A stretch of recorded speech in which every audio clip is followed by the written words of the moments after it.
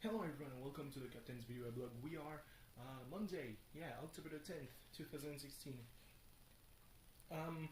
France won 1-0 against, who was it? The Netherlands, with a goal from Paul Pogba. Pretty fucking amazing goal, if I must say so myself. Let's just hope that, for Manchester United's sake, that he's able to do the same in Premier League and in Europa League and all that. All in all, it was a pretty boring match actually. You know, the Netherlands are not exactly the same team as they were before. Without guys like Klaas-Jan Huntelaar and Arjen Robben and Wesley Sneijder. It's just not the same team, and I mean it showed a lot when they got prematurely eliminated from the Euro. I think it was a playoff against Iceland. Iceland, who are not, just a spark, as they are currently topping their group, their qualifying group for the World Cup. So good on them. Um, so yeah. Anyway, when I wrote about shit flinging in the presidential debate, I didn't actually think that it would start that fast. So there were accusations about Bill Clinton, who actually abused women, but then Donald Trump said that Hillary Clinton attacked those women, even though it's been debunked by Snopes quite a while ago. So yeah, what else was there?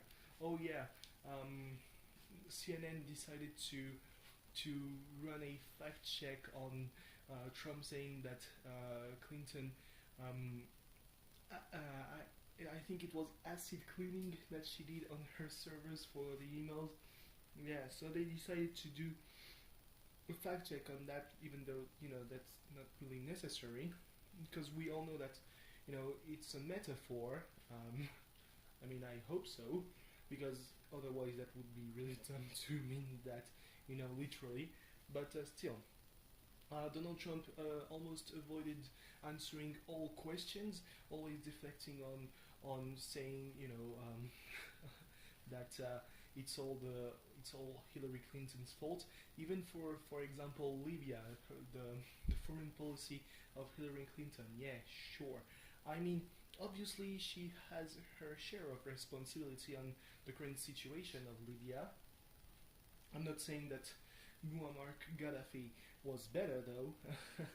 I mean, let's not go that way. But Hillary Clinton is obviously not the only responsible person for that.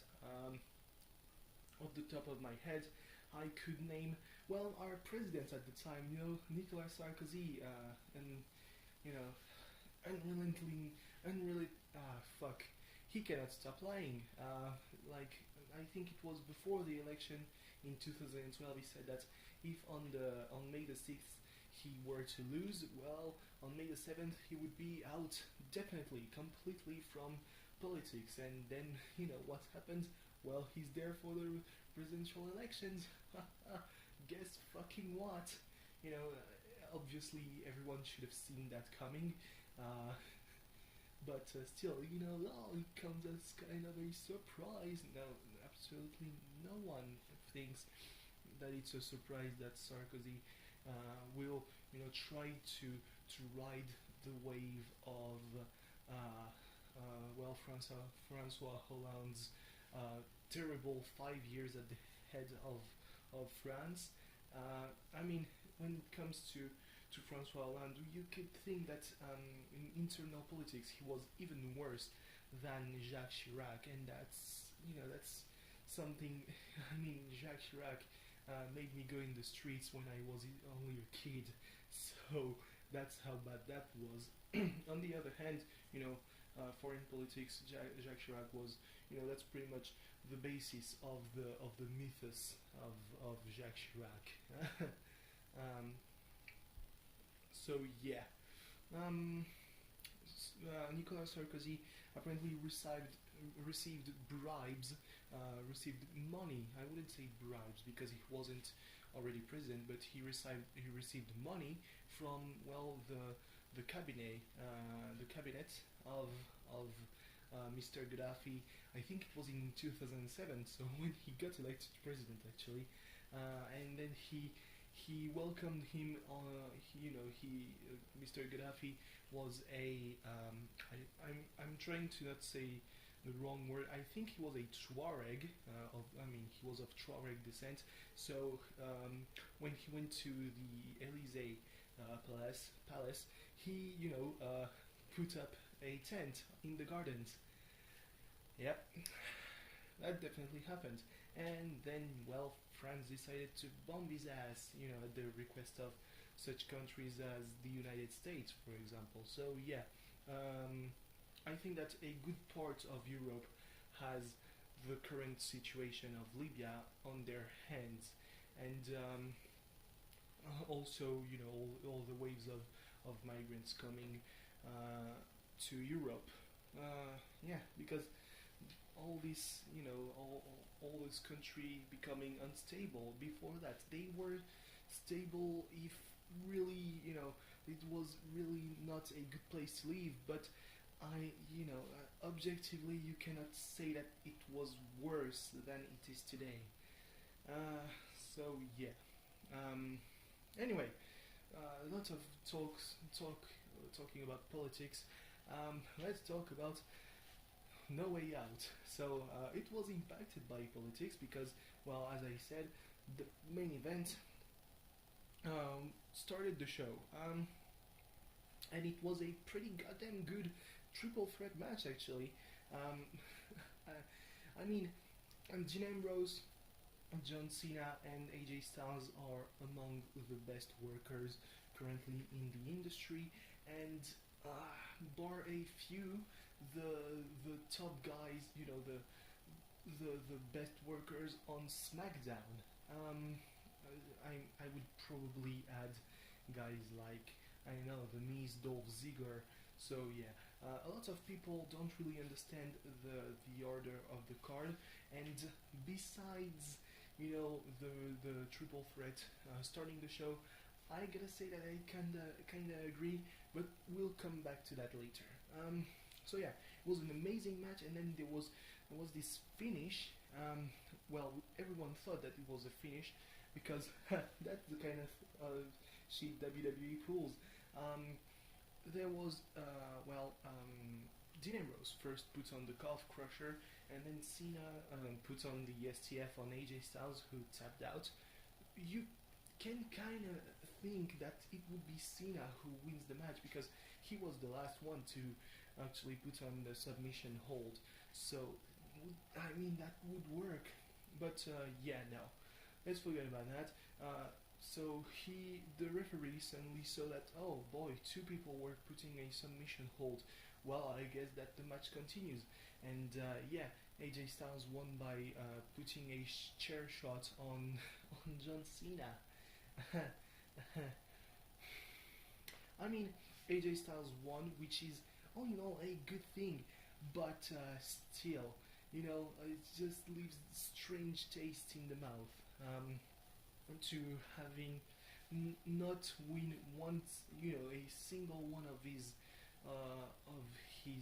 title defenses and even the title victory, he didn't win cleanly when the title was involved. So yeah, but what can you do, really? Besides putting them in a cage, except they're not on Raw, so yeah, no Hell in a Cell for them. Anyway, the second match was, I think, I don't want to say anything dumb, but I think it was a women's match between, Carmella and Nikki Bella. Yeah, that was Carmella versus Nikki Bella. no disqualification. So all the things I said yesterday, you can forget them. Carmella lost. Sure, new era, and Nikki Bella still wins. Woo fucking who? Let's forget about that. Oh yeah, on the pre-show, so yeah, you know, it was supposed to be the debut of Kurt Hawkins. He was there. He got in the ring, and he said that he would that you would have to wait until Thursday night on Tuesday night on Smackdown to see Kurt Hawkins' first match. Uh, yeah, I easy heel, easy face. I don't know. He sounds very heel, especially with the request of being introduced as the Prince of Queens. So yeah. Then. Oh yeah. Also on the pre-show, the Vaudevillains and the Ascension lost to the to American Alpha and the High Bros. Yeah, moving on. It was, nice attention from Aiden English, who is married to one of the daughters of Eddie Guerrero. He had on his strap written HBEG because yesterday was Eddie Guerrero's birthday. He was still alive, and he posted on Instagram a message saying, "I cannot thank you for all the things you've given to me," because he's married to one, and he put the La Familia de mi Familia, which is it's the kind of the small attentions. It's not the same level as Titi Master written on the on Dean Ambrose's hand, but still. Then there was the tag team championship match. I honestly never thought that Rhino and Heath Slater could work so well as a team. I saw the Usos winning, and yet Slater and Rhino, they won, and I mean, they didn't look half bad with their victory. They looked like a legit team, and we've seen stuff from Slater that just doesn't he just never has the time to showcase that usually, and there he has the time, and it was pretty damn good, and probably the match of the night. Very tough to follow. The Intercontinental Championship match, Miz versus Dolph Ziggler. Oh my god, it was amazing. How many fucking times have I thought that this was it? Miz wins, Ziggler is out. He even made the Spirit Squad come out, and that didn't work. And obviously because we have to milk Eddie Guerrero's birthday, Dolph Ziggler had his shoe pulled off by the Miz, in a very much iconic reference to the way Eddie Guerrero won at WrestleMania 20. Except this time he meant it, So yeah, I'm really happy that Dolph wins. I'm not watching Raw tonight because I have to make a phone call tomorrow in the morning. So yeah. But we'll see what that means for the Miz. I'm saying that I'm not watching Raw, as it has some kind of importance. It may have some kind of importance. I do believe that the Miz might be negotiating a trade to Raw, because he would feel that he's not appreciated at his actual value on SmackDown and all that. So yeah. Then came, I said that it was very hard to follow because it really pulled on your heartstrings. It's tough to say that, but it really took Ziggler all it took for people to care about Ziggler was him putting his career on the line. And I just don't understand why this wasn't the last match. It should have been the main event. But yeah, then again, the main event was Orton versus Bray Wyatt. Kind of a clusterfuck, not a bad match in itself, but kind of a clusterfuck. But yeah, it featured the return of Luke Harper. What a pop he got. Luke Harper, obviously one of the best guys in the Wyatt family, which is, very easy to say. It would be for me, it would be Harper, Wyatt, Rowan, and Strowman. We're gonna forget about him, you know. I mean, what good is it to remember Braun Strowman being part of the Wyatt family? Yeah. Harper could be a star on his own, but he needs to be re-established because he's been away from for kind of a long while, and he wasn't even having a real run for his injury. So yeah, having him back as part of the family could only be good. That is, if he doesn't lose to Randy Orton too fast, because Wyatt won.